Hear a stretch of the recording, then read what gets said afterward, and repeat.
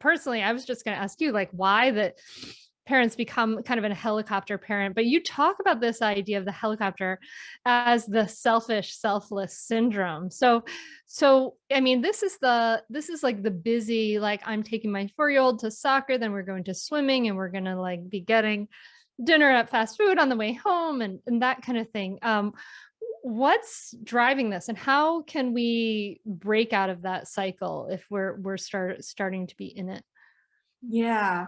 I was listening to one of your most recent episode where you gave the three advice, and I think that just entirely spoke to it. I think it was this might have been the second one where, you cannot equate your mothering success, right, Mm. to the Mhm. behaviors of your children. And I think when you become that helicopter parent, you are shielding, hovering, to ensure that your child is behaving and presenting, right, him or Mhm. herself in such way that meets your desire, right? And which then feeds into, hey, your self message, right? I'm a good mom. I'm doing all this. There's no failing. There's no mistake. This is great. It's that Pinterest right picture again, right? Mhm. So that is what I mean by like the selfless, selfish mom kind of thing. And so I love your advice, right? To break free of that is really being mindful, right?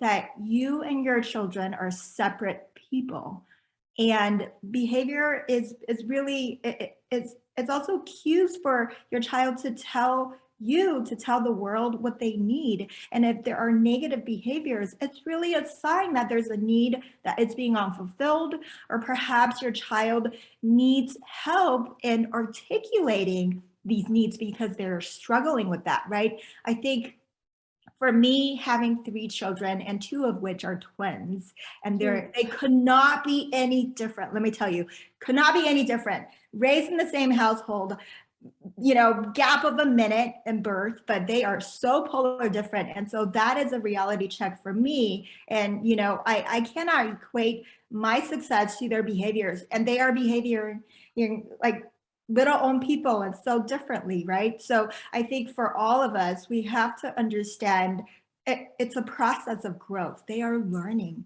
they are growing. Be patient with them, be patient with yourself, right? And Mm. they are not you.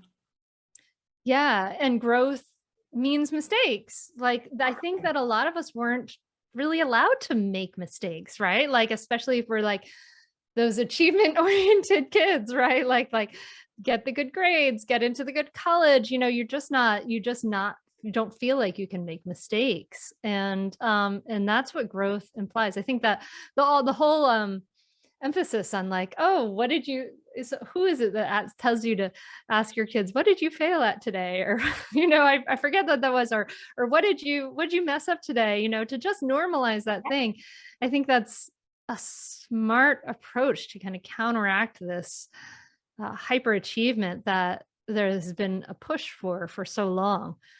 Yeah, and I tell the parents, you need to model not so much the perfectionistic parent, right? I encourage them to make mistakes. If our children can witness us making those mistakes and learning alongside of them, I mean, I think that is more valuable than telling them from right off the bat, to do this way, to do it correctly without making any mistakes. Again, normalizing, right, within themselves, and also role modeling that mistakes are good.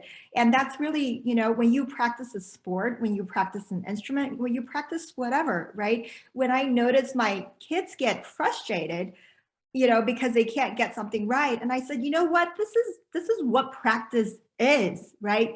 To make mistake and to challenge yourself, right? So if we can reframe these things into something that is positive and it's a signal of learning, I think, it would be a lot less stress on all of our parts. Catch new episodes of the Mindful Mama podcast and other free resources, including the Mindful Mom Guide at mindfulmamamentor.com. You can listen to every back catalog episode, including interviews with Dr. Dan Siegel, Ianla Van Zant, Sharon Salzberg, and get meditations, join our private Facebook group, and more. Go to mindfulmamamentor.com now. I'll see you there.